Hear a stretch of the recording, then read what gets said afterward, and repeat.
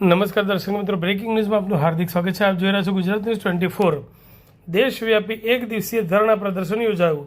Narmada cement plant ગેટની સામે આવેલા ભૂતળા દાદા મંદિર ખાતે સવારે 8 વાગ્યાથી સાંજે 6 વાગ્યા સુધી ધરણા પ્રદર્શન યોજાયું હતું.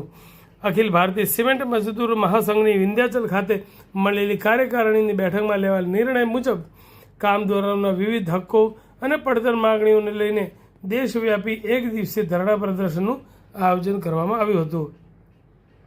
ધરણા દરમિયાન કામદારોની મુખ્ય માંગણીઓમાંથી વેજ બોર્ડ સેટલમેન્ટ તાત્કાલિક અમલમાં આવે, કોન્ટ્રાક્ટર કામદારોને CMA સેટલમેન્ટમાં સમાવેશ કરવામાં આવે તથા કામદારોના હિતને લગતી અન્ય વિવિધ માંગણીઓનો યોગ્ય અને વહેલી તકે નિકાલ કરવામાં આવે તેવી રજૂઆત કરવામાં આવી હતી.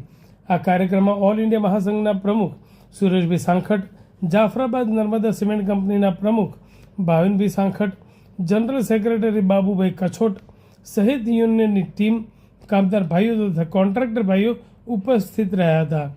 ધરણા પ્રદર્શન દરમિયાન કામદારોના હક્કો અને માગણીઓ માટે એકતા દર્શાવી સરકાર તથા કંપની મેનેજમેન્ટ સમગ્ર માગણીઓનો યોગ્ય નિકાલ કરવાની અપીલ કરવામાં આવેલી હતી.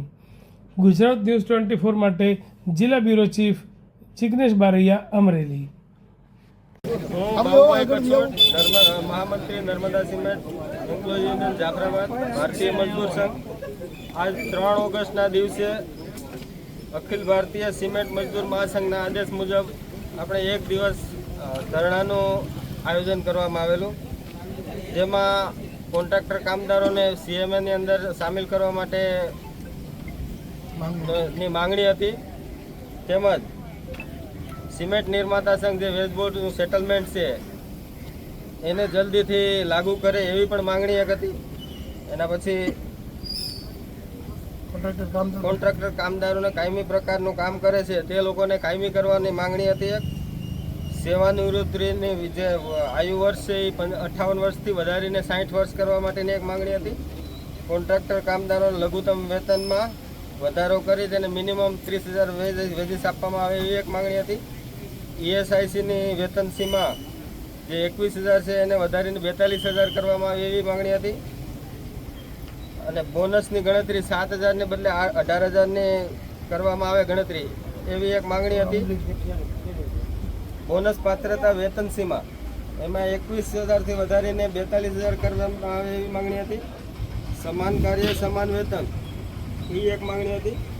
શ્રમ કાનૂનોમાં જે શ્રમ વિરોધી કાનૂનો છે એને સરકાર દ્વારા દૂર કરવામાં આવે એવી માંગણી હતી.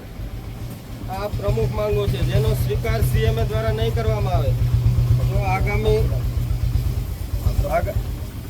આ પ્રમુખ માંગો છે જેનો સ્વીકાર CMA દ્વારા નહીં કરવામાં આવે તો આગામી સમયમાં ભારતીય મજદૂર સંઘ દ્વારા વધારે ચરણબદ્ધ રીતે વધારે ઉગ્ર આંદોલન કરવાની ફરજ પડશે. ભારત માતા કી જય! ભારત માતા કી જય!